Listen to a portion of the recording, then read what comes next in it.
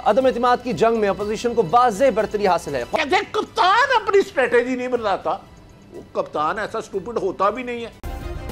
Subscribe करें और bell दबाएं ताकि कोई खबर रह न जाए।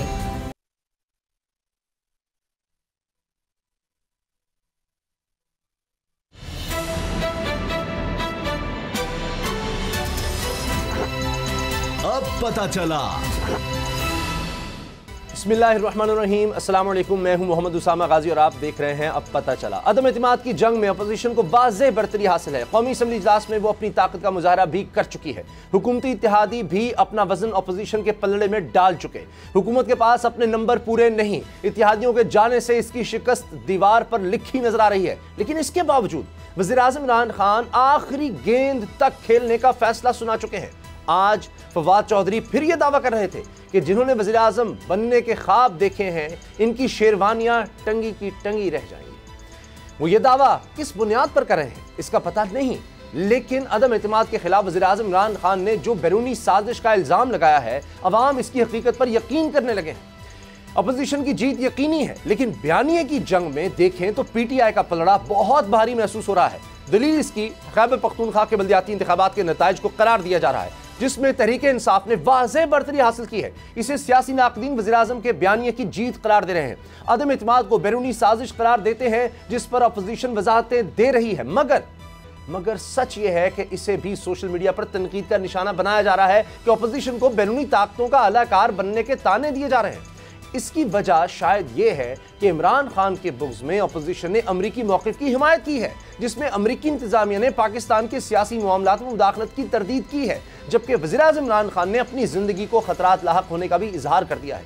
एक हल्के का ख्याल है कि इतवार को अपोजिशन जीत सकती है, मगर असल सियासी मुकाबला इसके बाद शुरू होगा। अगर अगले इंतखाबात तक इमरान खान इस बयानी को मकबूल बना पाते हैं कि अपोजिशन ने गैर मुल्की ताकतों की मदद से इन्हें इक़्तिदार से निकाला, तो इसका अपोजिशन को बड़ा सियासी नुकसान उठाना पड़ सकता है। यह हकीकत है या सिर्फ सियासी तज्जिए? हुकूमत अपोजिशन के खिलाफ क्या करने जा रही है? इसका ख्वाब सच्चा होगा और किसका सपना टूटेगा? इसी से आगाज करेंगे। आज हमारे प्रोग्राम में बड़ा भरपूर पैनल है। आमिर ज़ियाद साहब, ग्रुप एडिटर, बोल्ड न्यूज़पेपर्स हमारे साथ हैं, सीनियर सहाफ़ी हैं, और इमरान खान साहब से आज इनकी मुलाकात हुई है, सीनियर सहाफ़ियों से मुलाकात हुई, उनमें आमिर ज़ियाद साहब भी थे। आरिफ हमीद भट्टी साहब किसी तारुफ के मोहताज नहीं, अवामी गुफ्तगू करते हैं, बहुत सीनियर सहाफ़ी भी और तज्ज़ियाकार, और रोज़ाना की तरह बाब डोगर साहब, गुलाम मुर्तज़ा साहब भी मेरे साथ हैं। आमिर ज़ियाद साहब, बहुत शुक्रिया सर, आपने हमें ज्वाइन किया। पहले तो बताएं क्या बातें हुई हैं प्राइम मिनिस्टर से? अच्छा, बातें तो कुछ आपने मेरे ख्याल में वो इशारे दे दिए। दो तीन चीज़ें बिल्कुल वाज़ेह हैं। एक तो ये जो लोग समझते हैं कि जी हुकूमत बहुत शदीद दबाव का शिकार है, बिल्कुल है। और जो कुछ हमने देखा कि नेशनल असम्बली में जो नंबर गेम है, उसमें इस पे खिलाफ जो है बहुत ही ज़्यादा मतलब है भरपूर तादाद उसकी नज़र आ रही है, मेजॉरिटी नज़र आ रही है। लेकिन मुझे भी हैरत हुई, मेरे साथ जो और दीगर मीडिया के लोग थे उन्हें भी हैरत हुई कि इमरान खान साहब का सुकून, उनका जो बॉडी लैंग्वेज है वो वैसे की वैसे ही है, उनका एतमाद जो है वो वैसे के वैसे ही है। और जिस तरह से वो बात कर रहे थे कि अब भी उनका कहना ये कि जी इतवार को आप किसी गैर मुतवक्को चीज़ की, किसी सरप्राइज़ की तवक्को रखें, जिस पर लोगों ने सवाल किया कि जनाब आप क्या करेंगे ऐसा कि खेल की बाजी पलट जाए। वो कहते ये कप्तान जो है अपनी हिकमत अमली किसी को नहीं बताता। तो ये तो ऑन लाइटेड नोट था, लेकिन साथ साथ वो कह रहे हैं कि हम सारे ऑप्शंस देख रहे हैं कि इतवार को हमें क्या करना है, हफ्ते का दिन भी हमारे लिए बहुत अहम है। लेकिन ज़ाहिर है कि उस पर उन्होंने हुकूमत की जो हिकमत अमली है उस पर रोशनी नहीं डाली कि वो सरप्राइज़ का एलिमेंट जो भी है उनके पास, जितने भी कार्ड्स हैं, अब वो मेरे ख्याल में is playing very close to his chest, उस लोगों को जाके बताना नहीं चाहते। तो एक तो ये बात है। दूसरा फिर हम आ जाते हैं कि जी जो बैरूनी साजिश का जो जिक्र हुआ उसके ऊपर कुछ बात हुई, और उसमें ज़ाहिर है कि उन्होंने कहा कि जी ये वाली चीज़ जो होती है कि किसी भी दुनिया के मुल्क में इस तरह की जो ब्लेटेंट इंटरफेरेंस है वो नहीं होती, ना बर्दाश्त की जाती है। अनप्रेसिडेंटेड है कि जिस तरह से मतलब है कि हमारे सफारतकार को बुलाया गया और उसको जो एक पैगाम दिया गया, उस मीटिंग का मकसद यही था कि एक मैसेज जो है वो कन्वे किया जाए। और वो मैसेज कन्वे यही था कि जी अगर आप इमरान खान साहब को हटा देंगे तो उसके बाद पाकिस्तान के मसले हल हो जाएंगे और पाकिस्तान के जो करदा और ना करदा गुनाह हैं वो माफ़ हो जाएंगे। इसमें कुछ उर्दू की लफाजी मैं खुद कर रहा हूँ, ज़ाहिर है कि उन्होंने करदा और ना करदा गुनाह नहीं कहे थे, क्योंकि जो पाकिस्तान को माफ़ कर दिया जाएगा, उसके बाद जो भी कोई भी जो नया सेटअप आएगा मुझसे ताउन करेंगे। जी उसके अलावा फिर मैं आगे भी गुफ्तगू करूंगा जब आप कोई और सवाल आप नहीं आप बताएं सर, यही तो सारे, यहीं से तो सारा प्रोग्राम चलना है कि असल बातें क्या हुई हैं। अच्छा, एक ये दूसरी उनकी जो मैसेजिंग थी वो ये थी। फिर तीसरी जो मेरे ख्याल में बहुत अहम बात है हमारी अपनी सियासत के हवाले से, उन्होंने कहा कि जब पाकिस्तान के अवाम ने देखा, जिसको वो बड़े कहते हैं, इस्तेमाल करते हैं, थ्री स्टूजेस, या वो जिनको कहते हैं कि मुबैना तौर पे लुटेरे ख़ानदान हैं, वो सियासतदान के जिन्होंने इस मुल्क को पामाल किया, इसकी मुल्क की दौलत लूटी, जब लोगों ने उनको एक साथ जुड़ा हुआ देखा और उसके बाद जब देखा कि जी तहरीक अदम-ए-इत्माद दाखिल हो गई, तो उसके बाद से इनकी मकबूलियत का ग्राफ, उन्होंने कहा कि मैंने 25 साल सियासत की है, मेरी पार्टी कभी भी इतनी मकबूल नहीं हुई जितनी आज है।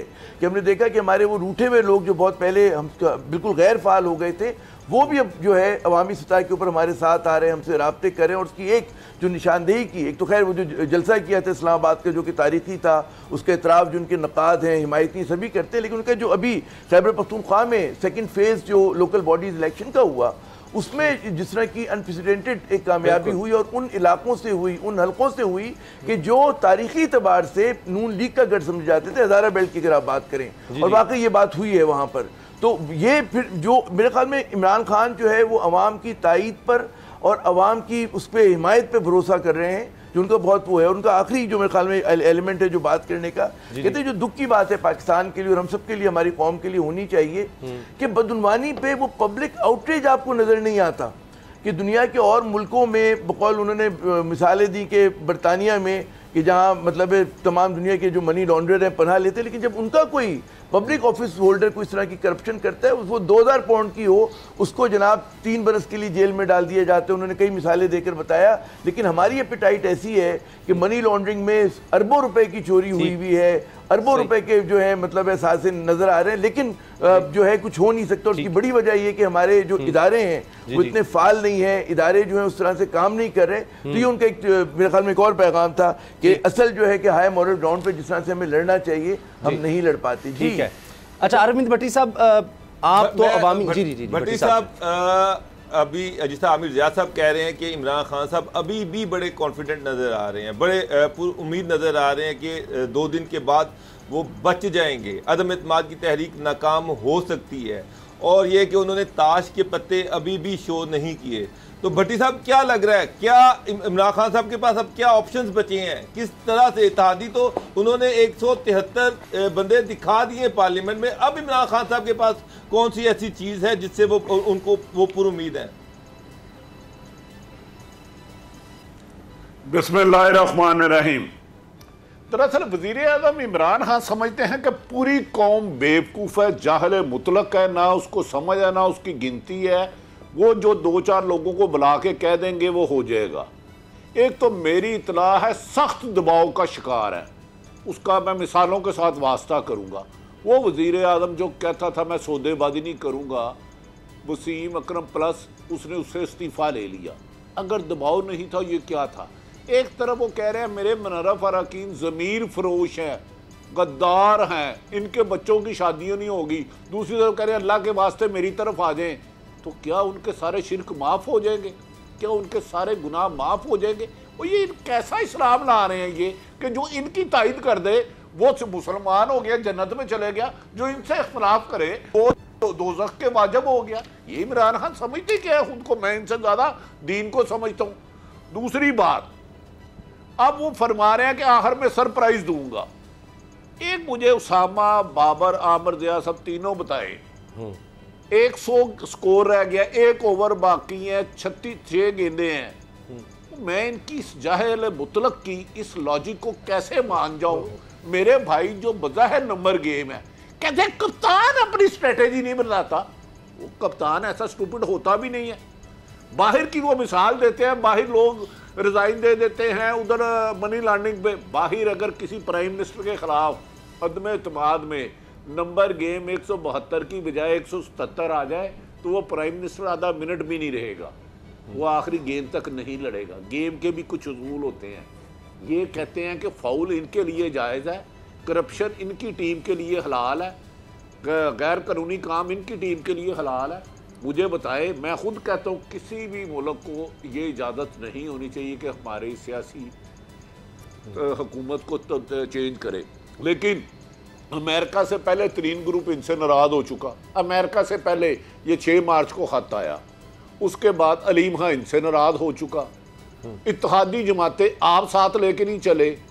आप मुझे बताएं 3.5 साल आप कह रहे हैं कि मैंने बड़ी मेहनत की, कोई एक बताएं पीपल्स पार्टी का बंदा, नून लीग का आदमी जो MNA जिनका वोट होना है, वो एक बंदा आपको मिला हो, उसामा साहब को, आमिर ज़िया साहब, बाबर साहब को, तुम्हारे तीसरे भाई को, जिसने कहा कि इमरान खान की जिंदगी खतरे में है, अल्लाह इसको बचाए, मैं ना अब इमरान खान को वोट दूंगा। भाई व्हाट इज दिस भाई, इस मुल्क में किसकी जिंदगी खतरे में नहीं है? मौलाना फजलुर रहमान जैसे साहब पर 3-4 हमले हो चुके हैं।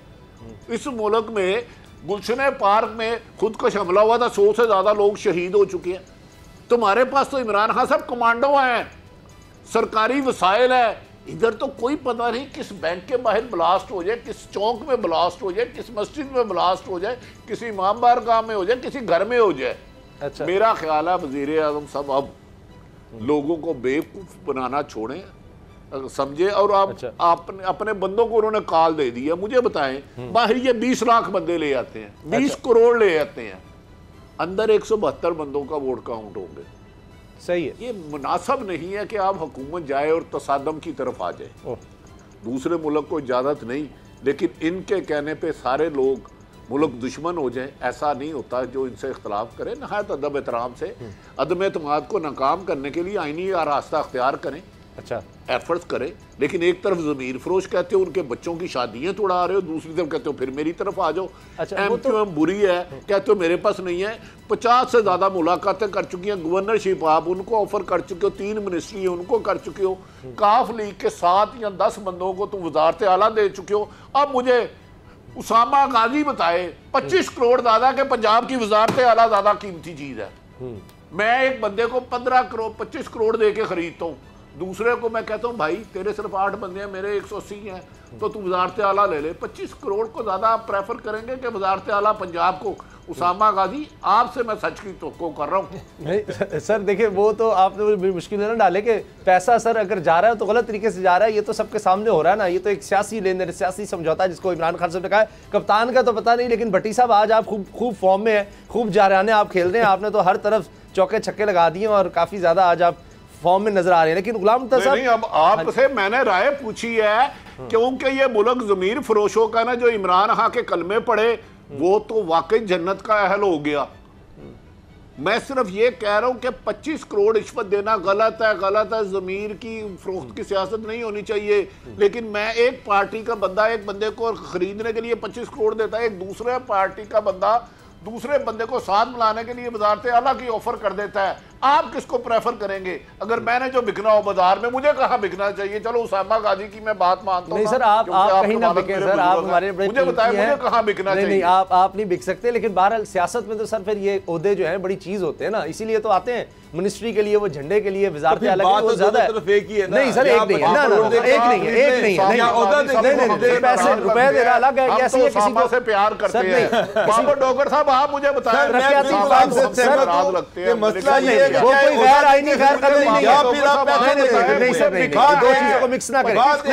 एक चीज गैर कानूनी गैर आईनी है, एक कहीं आइन में नहीं खरीदा तो नहीं ना सर। एक गिव एंड टेक है, सियासी तौर पर आपने उनको अपने साथ मिलाया है, वो तो रिश्वत है, गलत है। पैसा दे रहे हैं आप किसी को, बिल्कुल। और कहाँ आइन में सर, आइन में कहाँ लिखा है? कानून में देके उसकी लॉयल्टी खरीद ले, ये आपका कानून आइन में कहाँ लिखा है? कानून और आइन में कहाँ लिखा है कि जनाब आप किसी को वजारत आला इस तरह इत्तेहादी को ऑफर नहीं कर सकते?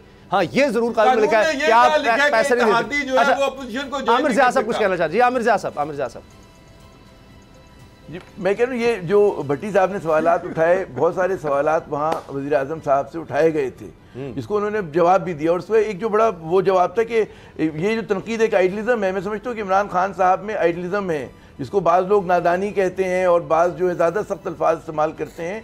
तो मुझ जैसे नाचीज़ की राय ये है कि जी आइडलिज़म है।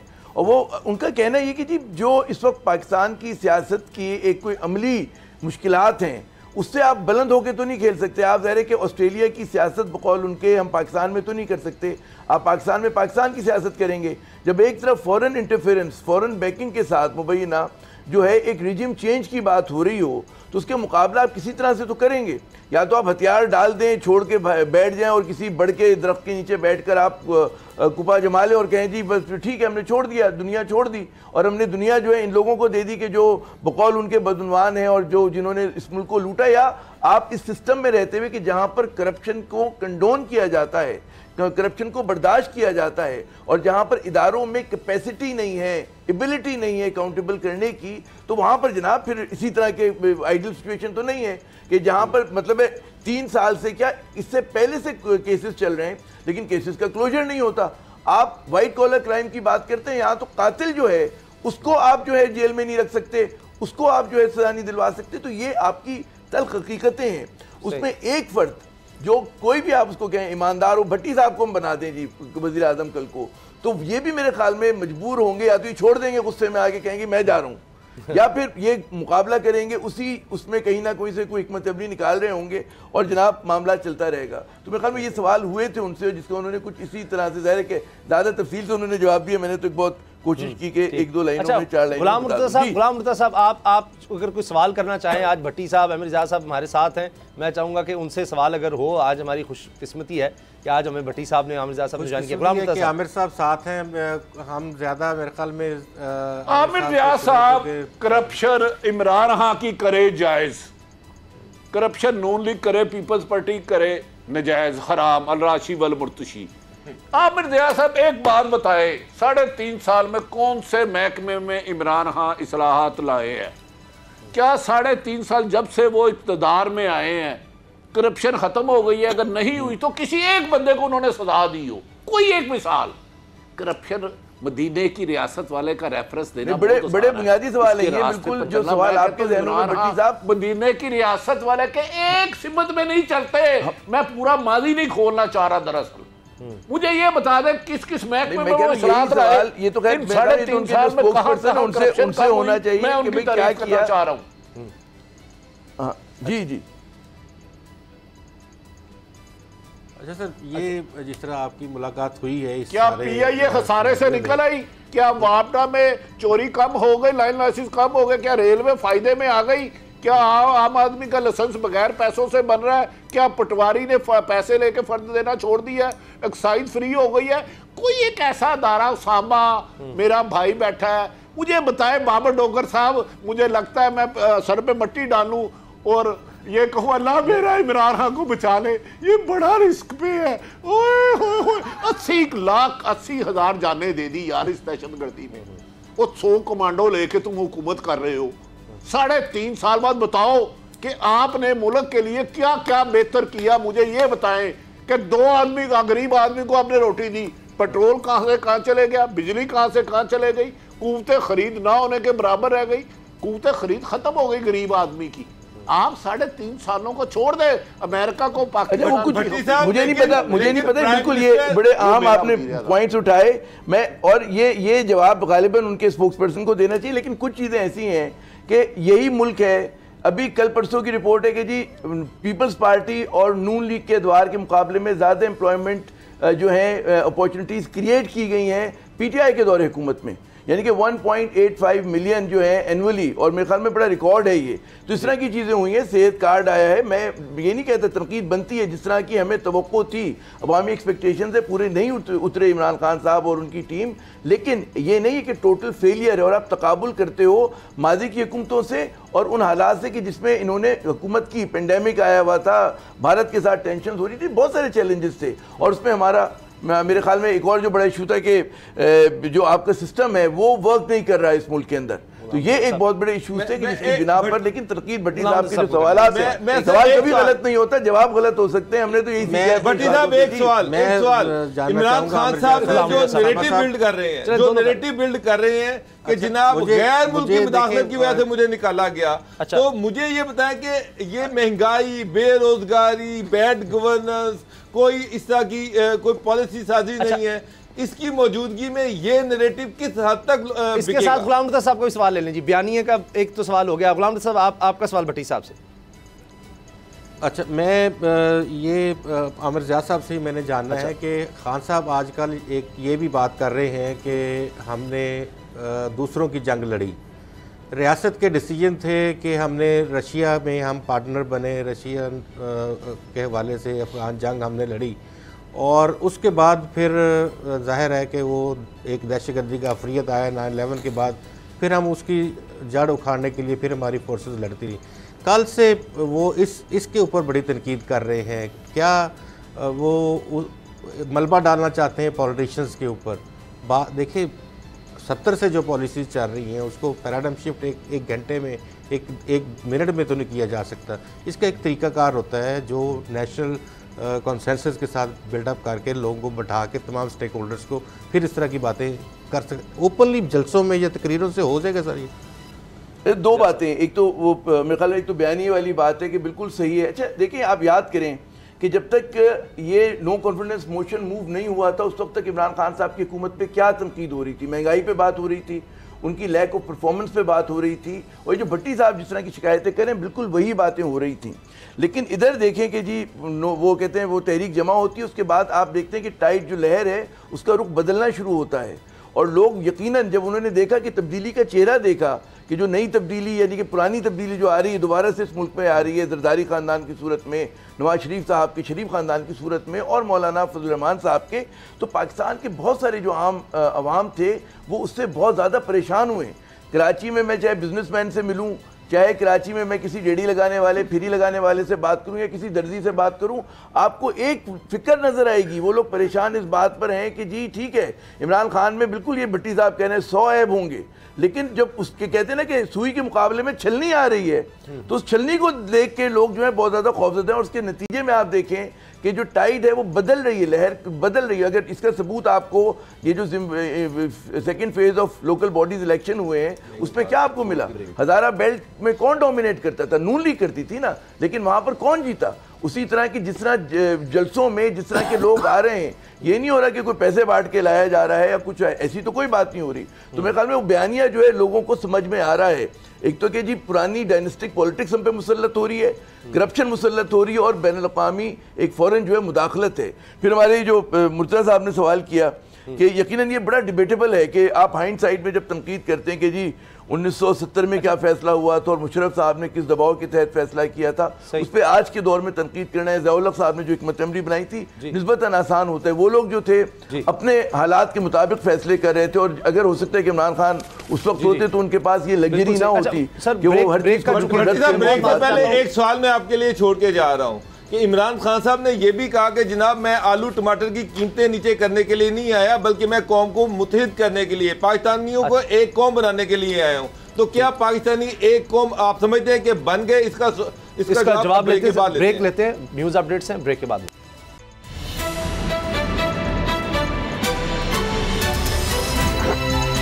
अब पता चला। आरिफ बिन भट्टी साहब से बात हो रही थी। बाबर डोगर साहब का सवाल था कि एक तो बयानिया जो इमरान खान साहब ने दे दिया है ये कि जी बैरूनी ताकतों से आज़ादी का, खुद मुख्तारी का, इसके बारे में भट्टी साहब का ख्याल है। और दूसरी बात जो ब्रेक से पहले हो रही थी कि इमरान खान ने कहा जी आलू प्याज टमाटर में इनकी कीमतें नहीं, मैं तो कौम बनाने आया था। जी भट्टी साहब, अच्छा, कौम बनाने में और बेवकूफ़ बनाने में उसामा बहुत फ़र्क है। काश वो कौम बनाते, काश हमारी भी ख्वाहिश थी, हम भी 2014 में समझ रहे थे वो कौम बनाएंगे। कौम आप नबी पाक मोहम्मद सल्लल्लाहु अलैहि वसल्लम रहमतुल्लाह अलमीन का इरशाद मुबारक है, मुनाफिक की 3 निशानी है। जब बोलेगा झूठ बोलेगा, जब वादा करेगा वादा खिलाफी करेगा, जब इमानत दो उसमें ख़यानत करेगा। अब वो कौम उन्होंने कितने बनाई, कितने वादे उन्होंने पूरे किए, मैं आपके पूरे पैनल पे छोड़ देता हूँ, मैं इस बहस में ही नहीं आता। बयानिया उसका पिट गया है। ये कौम इतनी बेवकूफ़ नहीं है कि आप खुद जब अमेरिका से दौरे से वापस आए थे तो आपने कहा था मुझे लग रहा है मैं 1992 से ज़्यादा वर्ल्ड कप जीत के आया हूँ, जश्न मनाया था। आपने मोहतरम इमरान खान साहब खुद फरमाया था कि नरेंद्र मोदी वापस आ गया तो कश्मीर का मसला हल हो जाएगा, उसने उसमें 335 कर दी। आप अब किस लिए कह रहे हैं? आप तो वर्ल्ड कप से ज़्यादा जश्न मना रहे थे जब अमेरिका से होके आए थे।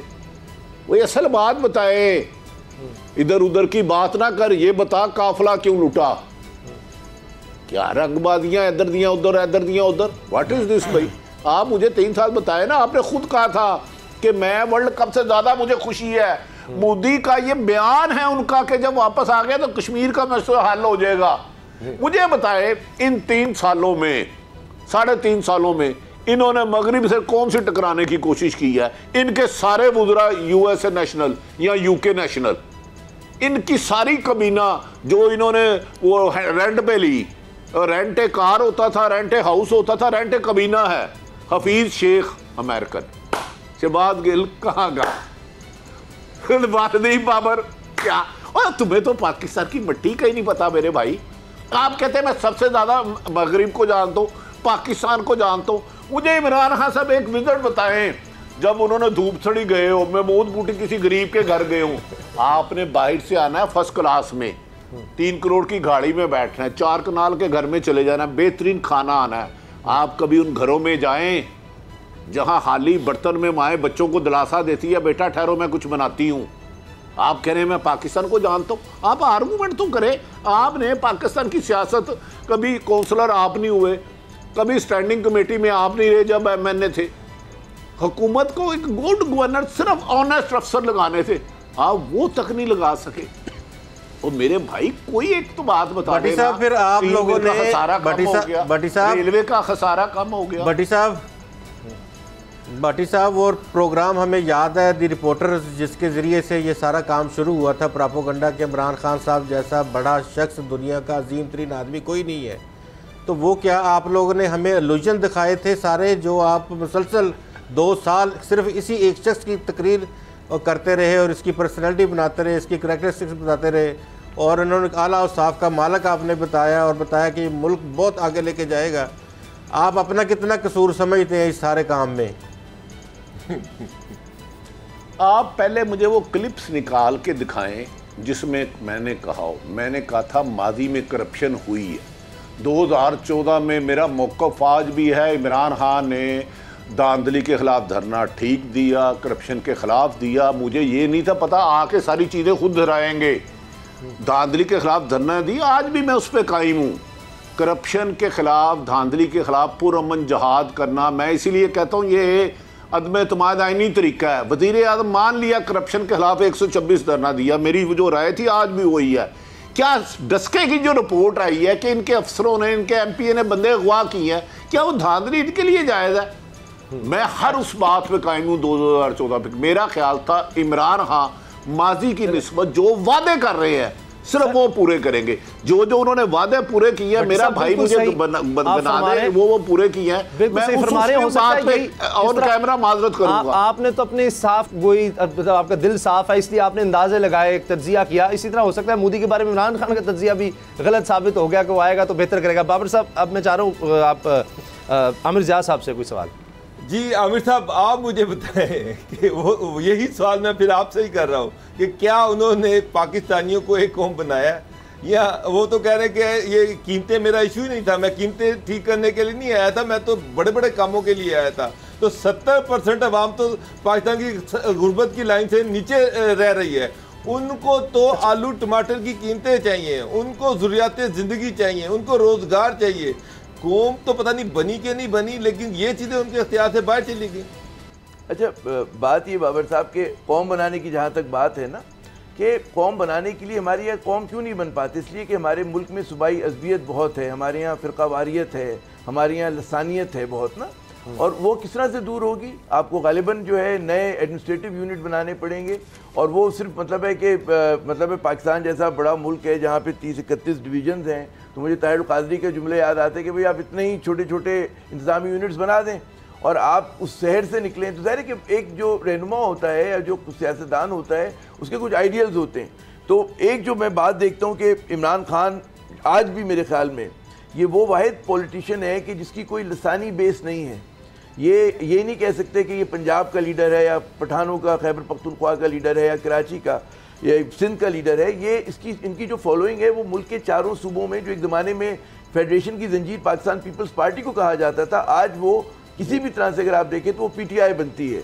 और ये वाहिद लीडर है कि जो कभी ये नहीं कहता कि सिंधियों जाग जाओ, पंजाबियों जाग जाओ, महाजरों जाग जाओ, बल्कि ये कहता है कि जी पाकिस्तानियों को मुखातिब करता है। ये सिम्बलिज्म है, अलामतीपन है, अलामत है, लेकिन अच्छी बात है। हम जैसे लोग जो आइडियलिज्म में रहते हैं, में अच्छा लगता है कि कोई पाकिस्तानियों की और पाकिस्तान की बात करता है, और कोई सियासतदान मुझे नज़र नहीं आता ये जितने भी चाहे उस पर इख्तलाफ के हों या दीगर पार्टियों के, कोई इस तरह से बात करता हो, नहीं करता। फिर मैं एक और आपको एक अपना, जब हमने नए नए प्रोफेशन में आए थे तो मैं एक असाइनमेंट मिला कि जी जितने हमारे लॉ मेकर्स हैं, MPs MNAs हैं, उनमें से 10-12 लोगों से पूछें कि जो रोज़मर्रा की ज़रूरी अशिया होती है उनकी कीमतें क्या होती है, रोटी की कीमत कितनी होती है, दही कितने रुपए पाव मिला करता है, किलो की तो बात छोड़ें, ठीक है ना। जिससे हमने 5-6 सवाल बनाए और हम गए। तो आप छोड़ें, मतलब है बड़े पॉलिटिशियंस की, हमारे लॉ मेकर को नहीं पता था। ये बात मैं कर रहा हूँ 1991, 91, 92 की, और ज़माने में वो बड़ा पीपल्स पार्टी, अवामी पार्टी होती थी और जनाब फलां होता था, एक भी लॉ मेकर ने MP जवाब नहीं दे सका इस चीज़ का। इसी तरह मैं मिसाल दूंगा कि हो सकता है कि मतलब है कि अगर किसी के घर में बेगम जो है वो शॉपिंग करने जाती है, किसी का मुलाजिम जाता है, कोई बहुत सारे लोग होते हैं वो नहीं करते। हमारे जितने कॉर्पोरेट लोग हैं, आपके ख्याल में उनको पता होगा कि तेल की कीमत कितनी है इस मुल्क में, कितने लीटर बिक रहा है? नहीं होता। तो अगर इमरान खान मासूमियत में ही कह देते हैं कि जी मुझे ये काम नहीं करना, तो समझ में आता है ही इज़ बीइंग ऑनेस्ट। वो उन्होंने ये नहीं फरेब नहीं दिया कि मुझे बहुत ज़्यादा चीज़ें पता है आपके बारे में। वो कहते हैं जी मेरा गोल ये है कि मैंने कौम बनानी है और मैंने जनाब करप्शन का खात्मा करना है। उसका आइडियलिज्म है, उस पर भट्टी साहब जैसे लोगों को हंसी आती है। भट्टी साहब, ये जो प्रधानमंत्री का कुब्बा जोड़ा है, अगर शहबाज शरीफ प्राइम मिनिस्टर बन जाते हैं तो क्या वो डिलीवर कर पाएंगे? क्या डॉलर की कीमत नीचे आएगी? क्या पेट्रोल की कीमत नीचे आएगी? क्या दूसरी चीजें जो है वो ठीक होंगी? क्या पुलिस रिफॉर्म्स होंगी? सिविल सर्विस रिफॉर्म्स होंगी? क्या वो आप क्या समझते हैं कि ये लोग डिलीवर कर पाएंगे? अच्छा, नन्हे मुन्ने काका छोने छोने प्यारे प्यारे मासूम वजीरे आजम के लिए तेरे मासूमियत पर कहाँ तक मेरा दिल फरेब खाए। कोई कारगर ऐसा बहाना मेरी आस टूट जाए। तुम हमारी आस थे, तुम हमारी उम्मीद थे। मैं ये तो कभी कहते ही नहीं। अभी 2014 में हम यही कह रहे थे ना कि ये हुकूमतें 3-3 दफ़ा इक़्तिदार में रही हैं, पीपल्स पार्टी, नून लीग, उनके जाने से ये बेहतर आएंगे। और जो अपने मुंह से इन्होंने लफ्ज़ के पूरे करेंगे। इन्होंने खुद फरमाया था IMF के पास जाने से पहले मैं खुदकशी कर लूँगा, बिजली और पेट्रोल की कीमत महंगी हो तो आपका वज़ीर-ए-आज़म चोर है। ये मेरा कोई लफ्ज़ नहीं है। उन्होंने कहा था इलेक्टेबल को नहीं लूँगा, ये कबीरा गुनाह है। उन्होंने ये कहा था कि ये जो तरक्याती फंड है ये करप्शन है, मैं नहीं करूँगा। मेरा सिर्फ ये सवाल है बाबर साहब, मैं ये हरगिज़ नहीं कह रहा कि पीपल्स पार्टी और नून लीग आएगी तो दूध के चांद। आइंदा हालात ख़राब ही ख़राब हैं क्योंकि इतनी खाई में फेंक दी है, इसका निकलना बहुत मुश्किल है। मुझे सिर्फ वो वादे बाबर डोगर बता दे, सेक्रेटरीट बीट करता है। 5 वादे जो इमरान खान ने 2014 में या 18 में किए, आवाम से पूरे किए। ये तो मेरा हक है यार, एक बींगे पाकिस्तानी, मैं भी पाकिस्तानी हूँ, मेरा भी वो वज़ीर आज़म है जितने आपके हैं। मान लिया आपके करीब होंगे, लाडले होंगे, मासूम होंगे, फीडर में दूध पीते होंगे, रोटी को चोची कहते होंगे, उन्हें नहीं पता कि बिजली का बिल अगर गरीब आदमी का 900 की बजाय 2300 आ जाए तो उसमें घर क्या है। मुझे अच्छे 5 काम बताएं भाई। बाबर डोगर साहब छोड़ दें सारी बातें, मैं आज इमरान खान साहब की बाकी तारीफ करनी है सिर्फ, और मैंने कुछ नहीं करना। जी, ये भट्टी साहब आपको मौका मिला प्राइम मिनिस्टर से आपने करने हैं, लेकिन इस पर हम बात जरूर करेंगे। और खास तौर पे कि क्या इमरान खान साहब के 3.5 साल, क्योंकि ये मौका है, अब तो ये बात आ रही है कि जी खत्म हो गई कहानी और बस अदम एतमाद और इमरान खान साहब जा रहे हैं, तो 3.5 साल इमरान खान के और 13.5 साल पाकिस्तान पीपल्स पार्टी और फिर नून लीग के पंजाब में 10 साल, तो इनका क्या कंपैरिजन बनता है और फिर हमें कौन बेहतर नजर आता है? ब्रेक के बाद बात करते हैं।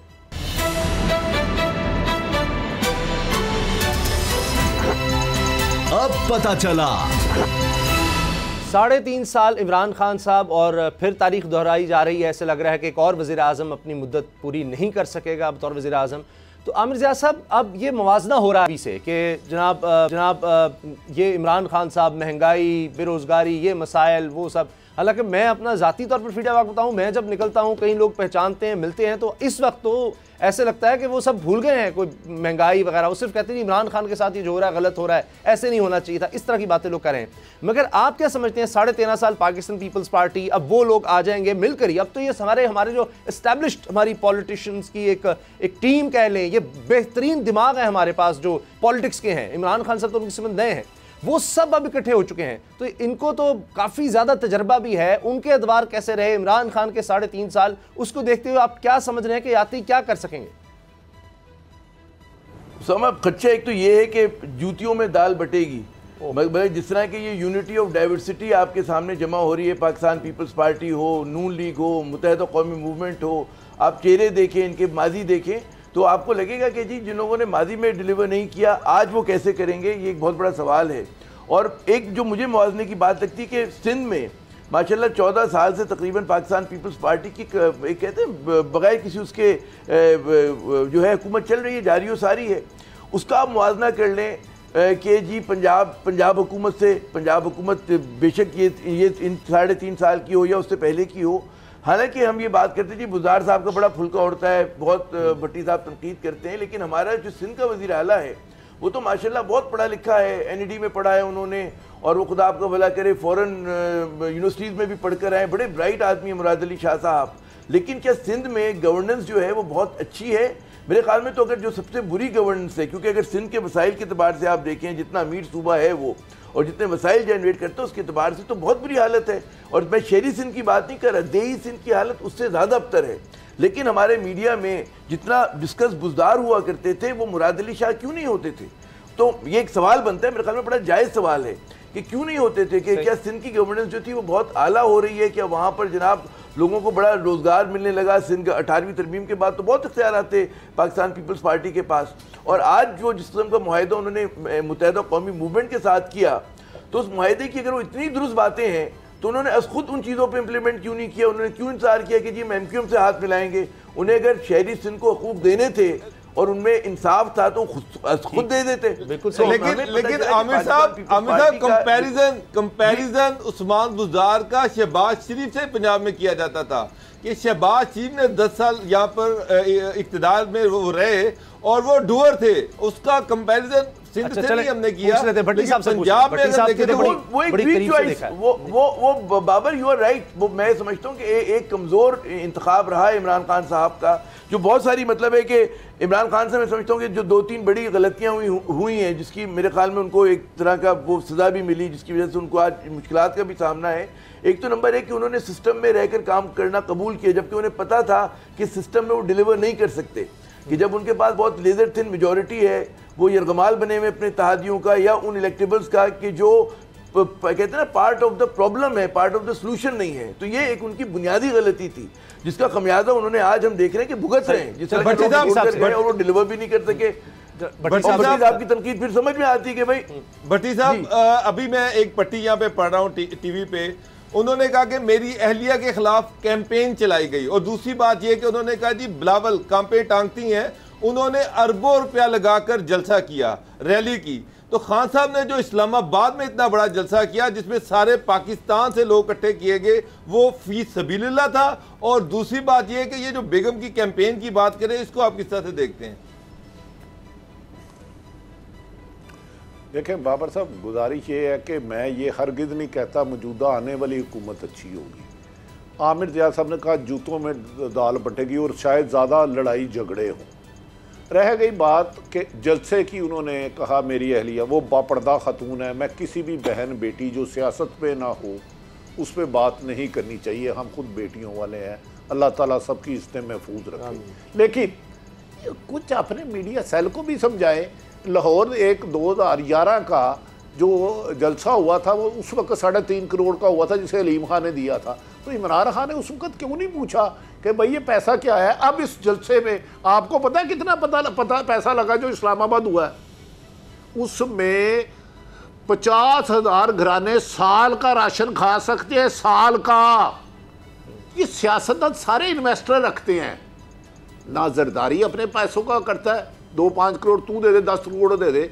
इमरान खान साहब भी इन्वेस्टर रखे हुए हैं, ATM में रखी हुई हैं, पीपल्स पार्टी के पीछे। ये सच है, हुकूमतों का गरीब आदमी से क्या वास्ता। ये जो जलसे पे पैसे किए उसकी वो तादाद बता दे, मैं उनको मान जाऊंगा। वजीर आजम खुद 5 हलकों में उसामा इलेक्शन लड़े थे जी, वजीर आजम पाकिस्तान 2018 में। मुझे बता दे उन्होंने अपने पास से कितने पैसे लगाए हैं। चले मैं उसामा गाजी को ये असाइनमेंट देता हूँ और उस जलसे में जाके पता करे क्या लगा है। सर ये सब जब जहाज अलीम खां मेरे लिए चले तो हलाल, चिंगची रक्षे से तारा जहाज चला। ओ भाई ये सब सियासतदान अवाम का नाम लेते हैं लेकिन इनका अवाम से दूर तक का वास्ता नहीं होता। जब आ जाते हैं तो अशराफिया जो इन्वेस्टर इन्हें पैसे देते हैं बाबर अवान या इधर उधर इनके इर्द गिर्द बैठे होते हैं। खुद इमरान खान साहब ने 5-6 लोगों को करप्शन या वजारत में नाअहली से निकाला, किसी एक को सजा नहीं दी। रिंग रोड पिंडी की उन्होंने करप्शन का इंकशाफ किया, मैंने नहीं किया।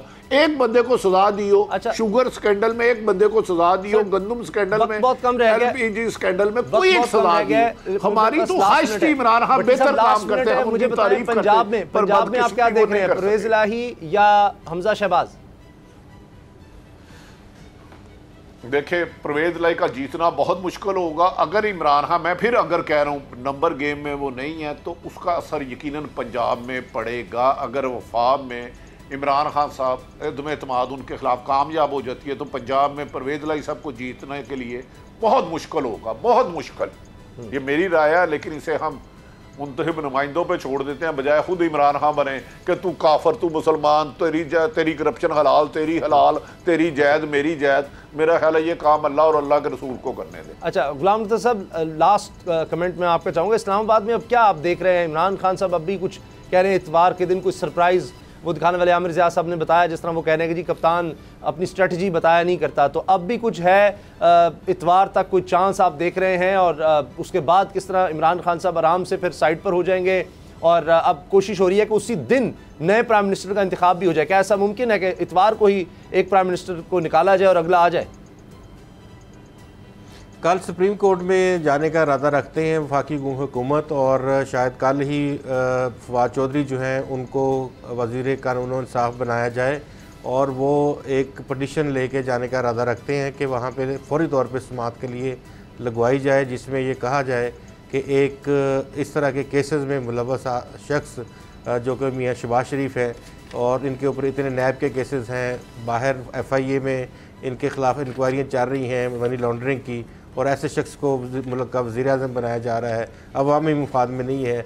तो इस हवाले 184(3) के तहत सुप्रीम कोर्ट इंटरवीन करे और इस इलेक्शन को जो है वो इल्तवा का शिकार करे और किसी और कैंडिडेट जो है उसकी जानिब जाया जाए। इस तरह की भी है, और कुछ और ऑप्शन जो पत्ते जिस तरह अभी आमिर ज़िया साहब ने कहा कि खान ने अपने सीने के साथ लगाए हैं, तो वो भी ऑप्शंस तो हैं उनके पास, में भी वो इस्तेमाल कर सकें। लेकिन इसमें हमें बड़ी फिक्रमंद नज़र आ रही है पाकिस्तान पीपल्स पार्टी भी, पाकिस्तान मुस्लिम लीग नवाज भी, वो डरे से हैं, कुछ इस तरह के खदशात का इजहार कर रहे हैं कि अगर कुछ ऐसा नहीं होगा तो इसका मतलब वाकई इमरान खान ने सबको खौफजदा जरूर, खतरनाक हो जाऊंगा वो बात है, गेंद आखिरी गेंद तक लड़ूंगा, वो चीज़ें नज़र आ रही हैं, वो कुछ ना कुछ करते चले जा रहे हैं, यानी वो हौसला नहीं हार रहे कि इतनी आसानी से मैं मैदान नहीं छोड़ूंगा।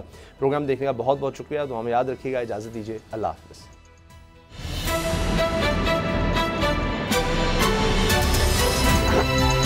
अब पता चला। सब्सक्राइब करें और बेल दबाएं ताकि कोई खबर रह न जाए।